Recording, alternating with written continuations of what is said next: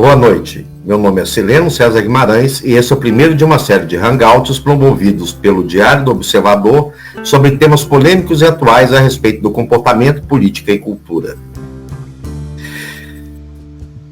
Tendo em sua logomarca a referência a uma galera veneziana usada na Batalha de Lepanto no século XVI, a editora Armada nasceu para ocupar uma lacuna de mercado de publicações de cunho conservador, de obras urgentes e necessárias, dedicadas à formação e preparação para a guerra cultural. Dedicando-se aos temas da ciência política, história, sociologia, filosofia, religiões, artes e, futuramente, um projeto de formação do imaginário infantil, tornou-se referência do mercado editorial. Motivo pelo qual estamos recebendo para esse bate-papo o senhor Márcio Scansani. Boa noite. E André Assi Barreto. Boa noite, Sileno. Um prazer sempre. O prazer é nosso. E também o Diário do Observador, que é um jornal digital que em breves 2 meses de lançamento já atingiu as impressionantes marcas de 30 mil visualizações por mês no Facebook e tem conquistado espaço entre seus leitores como uma mídia independente e confiável de viés conservador. Com um insignificante valor de menos de R$ 4,00 mensais por assinatura, já possui um dos melhores castings de articulistas do país. Representado hoje por Lucas Bassani, gostaríamos de saber a receita desse milagre. Boa noite, Lucas. Boa noite. A receita desse milagre, como eu falei já com você, a gente conversou antes, é o Márcio, né, que me apresentou boa parte de quem trabalha hoje dentro do Diário, né, e sempre me aconselhou bem e ajudou bastante aqui. E a gente está fazendo aí um trabalho um pouco sofrido, mas está dando tudo certo, a gente está colhendo bons resultados e eu acredito que vai estar tudo certo, graças a Deus. Márcio, nós começamos falando sobre guerra cultural. Eu gostaria de saber de você como surgiu essa guerra cultural e, afinal de contas, quem está travando essa guerra hoje? Bom, em primeiro lugar, é uma honra, um prazer. Muito obrigado por sermos o primeiro dos seus hangouts. Respondendo a sua pergunta, guerra cultural, se a gente for forçar a memória assim, histórica, lá na Grécia, lá em Roma, sempre existiu isso. Guerra cultural baseada em narrativas, em mentiras. Lembrando que narrativas não são necessariamente mentiras, elas podem ser narrativas baseadas em fatos, em histórias, mas elas podem ser distorções. E sempre agora, dessa última, nova, vamos chamar assim, a que nós estamos vivendo no momento atual, isso deve ter começado lá pela Revolução Francesa, ali talvez um pouquinho antes, Rousseau, a coisa de distorcer fatos, inventar narrativas em cima de algumas coisas, inventar mentiras mesmo, às vezes são puramente mentiras. E hoje funciona com uma coisa mais... Hoje está na base do desespero, né? Hoje a guerra cultural está na base do desespero, porque eles estão, sabe, o outro lado, vamos chamar... o lado de lá, já está começando a entender o que aconteceu, qual foi a placa do caminhão que o atropelou, esse crescimento do pensamento conservador. Eles já estão começando a entender isso, só que eles sabem que eles não têm como combater esse negócio, eles também não são tão burros assim, eu estou falando dos pensadores, das cabeças pensantes, não da militância, a militância é burra. Então esses caras já estão começando a desenvolver novas narrativas. Então, o que nós temos que fazer hoje é nos anteciparmos a isso, perceber o que eles vão falar agora, como esse caso, esse recente aí do Verdevaldo, pelo amor de Deus, né? Então eles já estão naquele desespero, né? É verdade. Deixa eu te perguntar, André, esse conceito de guerra cultural, especialmente da maneira como vem acontecendo no Brasil, tem alguma relação com Saul Alinsky? Becomes a contest of power. Now power has always gone into 2 areas, those who have money and those who have people. We have nothing but people. If an organizer doesn't have any idea what to do about it, he hasn't got any damn business being in there. Do I make myself clear? Who was Saul Alinsky? Olha, o Saul Alinsky, a gente costuma falar, o Saul Alinsky não foi nem o primeiro guerrilheiro cultural, nem o inventor da guerra cultural, como em consonância até com o que o Márcio colocou aí agora, mas ele é um sintetizador do que é e como proceder com a guerra cultural, e existem pessoas que sustentam a teoria de que tudo circula em torno da esquerda americana, né? Claro que tudo é uma figura de linguagem, mas assim, grande parte das estratégias da esquerda, em termos globais, elas saem dos Estados Unidos e são importadas para diversos lugares. E o Saul Alinsky foi o grande sintetizador de estratégias de guerra cultural para a esquerda americana. E isso foi absorvido aí por diversas esquerdas, pesquisas, inclusive aquela que atua no Brasil. E, curiosamente, muitas vezes, alguém poderia objetar, como isso já aconteceu comigo, a pessoa de esquerda mesmo poderia falar: imagina, isso daí é teoria da conspiração, eu nem sei quem é Saul Alinsky. Pois é, mas esse é um dos principais elementos de guerra cultural. Às vezes você está sendo influenciado por autores, ideias, fatores, teorias, etc., que você não sabe a origem. Aliás, isso é muito comum, né? Tanto é que o Olavo de Carvalho, um dos principais elementos da filosofia do Olavo de Carvalho é a anamnese, né? Você buscar a origem das ideias que você tem. Porque com certeza, em 99% dos casos, elas não são suas. Então você vai estar muito mais habilitado para falar de alguma coisa se você souber a origem das suas ideias. Então o Saul Alinsky ele é uma fonte, né? Ele é uma raiz de tudo isso que a gente chama de guerra cultural. E que a gente pode chamar também, para encerrar essa fala inicial, de metapolítica. Eu acho que metapolítica é uma expressão interessante, né? Quando você fala de linguagem, você está falando de linguagem utilizando uma linguagem. Óbvio, não tem como falar nada sem utilizar a linguagem. Então, quando você fala sobre linguagem, utilizando uma linguagem, você está fazendo metalinguagem. E guerra cultural, ela se identifica um pouco com essa ideia de metapolítica, né? A gente vai traçar planos sobre como a política deve andar, acontecer, o que tem que acontecer na política para a gente manter o poder, chegar no poder. A gente, é claro, um agente figurado aqui, mas para se chegar e se manter no poder. Quando a gente traça uma estratégia para isso, a gente está fazendo metapolítica. Márcio, eu estou escutando aqui o André e estou lembrando do primeiro livro, David Horowitz, traduzido para o Brasil, que saiu pela Editora Armada, do Partido das Sombras do Governo Clandestino. É esse livro aqui. Isso tem uma relação direta com esse título? Como? Eu não entendi a pergunta. Isto que o André acabou de dizer tem uma relação direta com o lançamento deste título pela Editora Armada? Não direta. Ela tem uma relação umbilical, mas não é direta. Quer dizer, é direta, mas não é proposital. O proposital é a atuação da Armada nesse sentido. Então, o que vier nesse sentido, nós vamos fazer um esforço para publicar e para levar as pessoas. Mas é só complementando aquilo que o André estava falando ali, o Saul Alinsky, muitas das estratégias que ele criou, na verdade, não são nem dele, são coisas que já vinham ao longo das décadas, e ele aprimorou e adaptou à política americana. E muita gente saiu pelo mundo afora. Você vê na Argentina isso acontece, e aqui no Brasil, acho que mais do que em qualquer outro lugar, aqui isso pega que nem fogo em mato seco, né? Sim. Mas o André falou. Mas do Partido das Sombras do Governo Clandestino, achei esse livro fantástico e eu estou apaixonado com essa leitura, porque na verdade é bem bom. Ele o David Horowitz, que é um esquerdista profundamente arrependido, né? Ele teve um imenso trauma com a esquerda, e ele era especialmente um discípulo de Saul Alinsky. Sim, foi. Né? Assim como o governo Obama, né? Então eu queria saber qual a relação do Obama, né, e da Hillary Clinton com Saul Alinsky. O Obama foi advogado da Acorn, que foi uma das ONGs, uma das mais importantes ONGs fundadas pelo Saul Alinsky. Se eu não estou enganado, foram 76 ONGs que ele fundou.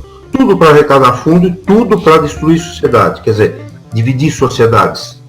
Isso que a gente está vendo hoje é divisão de sociedade. A divisão de sociedade em compartimentos, né? Sim.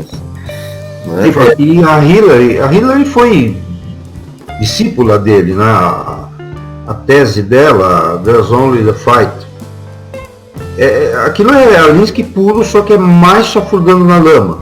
Ela desce mais baixo. Então, a nossa ideia no livro, a parte do André está pronta. Vou só fazer um parênteses aqui. A parte do André está pronta. A minha, que eu perdi o HD da máquina, então está sendo reconstruída passo a passo, vai ficar melhor, mas é mais lento. O retrabalho é um negócio muito... exige demais da criatura, eu no caso. Uhum. Agora, você tinha perguntado agora há pouco sobre a ligação do Alinsky com isso.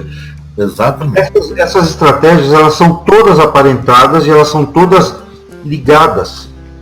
Elas são interligadas, elas vão se... Uma coisa que é aplicada hoje no Brasil, por exemplo, essa bobajada que está acontecendo agora, do Intercept, não sei o quê, todas essas coisas, e a narrativa em volta dela, de Manuela, não sei o quê, tudo isso aí veio sendo amarrado. Vem sendo amarrado, desde antes do Alinsky, passando por ele, com ele fazendo aquela aprimorada, porque ele era um gênio mesmo, e vindo para cá. De forma que elas se perdem no tempo. Você não consegue, quer dizer, a pessoa comum, como o André falou agora há pouco, eu nem sei quem foi o Saul Alinsky. Claro que você não sabe. Primeiro que ele não queria que você soubesse. Ele queria ser discreto mesmo. Ele disse isso. E segundo, que não é para saber, nem independente da vontade dele, não é para saber, é para sair fazendo como robô, como autômato. Por isso que nós colocamos, exatamente por esse motivo, nós colocamos aquela fabriquinha de cheias do Evarinhas na contracapa do livro Sorria, você está sendo enganado. Exatamente por isso. Estão criando esse monte de seguidores que eles não fazem a menor ideia do que eles estão falando. Eles não fazem mais nenhuma, zero. Eles só repetem clichês, chavões e frases feitas. Este era o objetivo do homem. Ele não queria distorções ali dentro, ele queria que todo mundo saísse fazendo o que ele recomendava. André, mas veja bem, a pergunta agora para o André. André, a questão é a seguinte: eu estou interessado nesse livro, O Partido das Sombras do Governo Clandestino, porque na verdade, vocês não, né? O David Horowitz e o John Perazzo fazem sérias críticas ao governo Obama. Né? E a verdade é que o Obama dizia que o Lula era o cara. Então, na verdade, essa guerra cultural, né, essa ocupação de espaço por entidades não governamentais, com a intenção de formatar o comportamento social numa guerra cultural, ele começa ou ele se intensifica no governo Lula? No Brasil, dizer que começa é que uma das coisas importantes de se entender guerra política ou metapolítica, como eu falei na resposta anterior, é que qualquer entendedor disso vai te falar que a política parlamentar, então as eleições, o sujeito estar no topo da pirâmide, ou seja, ainda que no cargo de presidente, o cargo mais alto, supostamente mais poderoso, isso não necessariamente e muitas vezes não determina o curso da política. O curso da política é determinado por coisas anteriores. O terreno é asfaltado e preparado muito antes disso por elementos de estratégia política, e as eleições parlamentares são uma consequência, né? Então, assim, o Lula enquanto governo, ele é uma consequência disso e não a causa ou o inaugurador disso daí. Todo esse terreno foi preparado antes e aí então a gente teve uma coisa como o governo Lula. Mas pegando o gancho de tudo isso, é interessante isso que você pontuou, porque assim, essa própria coisa dessa fala do Obama dizendo que o Lula é o cara, né? Eu ia fazer uma brincadeira e ia dizer, bom, os americanos têm um ditado que grandes mentes pensam em conjunto, né? Então, mentes pobres também, por isso que houve essa identificação. Mas, na verdade, fizeram um causo, né? Um negócio em cima dessa fala do Obama, sendo que Não foi tudo isso e não foi a narrativa que construíram em cima disso. Como que venderam essa coisa do Obama falar, this is the guy. Olha, o Obama, atenção, hein, o presidente dos Estados Unidos tá dizendo aqui que o nosso presida, nosso analfa aqui, nosso cachaceiro, é o cara, é o bambambam. E não foi isso, né? Então quem tem até um domínio intermediário de idioma inglês, sabe que só, esse cara é um cara legal, nice guy, this is the guy. É mais ou menos por aí, entendeu? Então não foi no sentido de reverência, o presidente dos Estados Unidos reverenciou o nosso presidente. Não, mas fala, esse cara aqui, é meio, sabe quando você vê o bobo da corte, o palhaço? Me dá um minutinho. Esse cara é legal. Me dá um minutinho, André. Só é um ganchinho que você acabou de falar.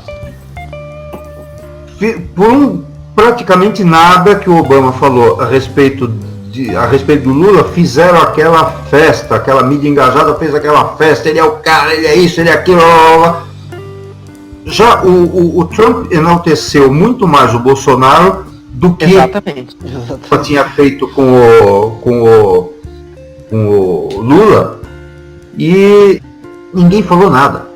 E quando falam é para jogar lá embaixo, isso, olha aí, olha o que o cara tá falando, que não sei o quê. Isto é um exemplo de guerra cultural. Não, Isto é um exemplo falar que está acontecendo na guerra cultural, um elemento. Ô Márcio, sem falar do modo como eles tratam, quer dizer, quando o Obama elogia o Lula, é tipo assim, olha, os americanos estão nos reconhecendo. Quando o Trump faz isso, fala assim, olha, os americanos estão interessados no Brasil, eles querem a Amazônia. Helping us buy the Amazon is not only a great investment opportunity, it may be the only way to save the rainforest. Remember, the Amazon belongs to no country. It belongs to the world. Quer dizer, exatamente, seria o gatilho, né, a reação que a pessoa tem. Quer dizer, quando o Obama elogia uma coisa... Sim, só que você imagina isso na cabeça do grande povo, do grande público, que se informa pelo Jornal Nacional, pela Globo News, pela Folha de São Paulo. Perfeito. Como é que esse cara vai interpretar isso? Ele vai interpretar exatamente dessa maneira que eu falei agora. Então eu vou aproveitar o gancho aqui, Márcio, para passar a pergunta exatamente para o Lucas. Ô Lucas, meu Deus. Vai. Considerando que o Márcio e o Andreas Barreto já falaram sobre guerra cultural, né, e sobre a influência que ela tem tido no nosso país, qual exatamente seria o papel do Diário do Observador nesse fronte de batalha hoje? Então, Cirano, o Diário do Observador ele é um projeto assim, um tanto pessoal meu e do Salmen, como pessoas mais assim. Eu não sou como o André e como o Márcio, que a gente escreve. Quem é Salmen? Desculpa, o Gabriel Salmen é o meu sócio, né? Nós dois juntos fundamos o Diário do Observador, criamos o site, pensamos no modelo, pensamos no formato, exatamente para suprir algumas demandas que nós tínhamos como leitores e pessoas que acompanham muito as coisas que acontecem, mas não tem assim, esse engajamento, por exemplo, como o André, que ele é filósofo, ele dá aula, ele escreve livro. E assim, o que aconteceu? Ao longo da minha vida, né, igual vocês falaram aí, né, a guerra de narrativas, isso pega a gente desde lá da escola e coloca em nós opiniões que a gente carrega pelo resto da vida, até o momento que você descobre que boa parte daquilo às vezes era muito mentira, faltava uma série de informações. Eu falei, caramba, onde é que eu posso me informar direito? E o site ele vem exatamente nesse quesito, de tentar pegar pessoas que às vezes buscam algum tipo de informação mais rápido, mais resumido, uma opinião mais honesta, para tentar passar, porque tem muita gente que não tem esse engajamento todo que alguns têm, a paciência até, porque você para buscar às vezes algumas informações para entender algumas histórias do que aconteceu e de como é contado publicamente hoje, igual você falou, por jornais, e já é aceito pela opinião pública, é muito longo, né? Então o site ele vem mais ou menos nessa direção, de tentar simplificar as coisas para quem não tem tempo, né? Tanto que o nosso slogan é jornalismo para quem tem pressa. Senhores, eu vou dar uma pausazinha aqui curta, que o nosso administrador pediu para dar essa pausa, para ele ajustar os equipamentos, e daqui a pouco a gente volta. Obrigado.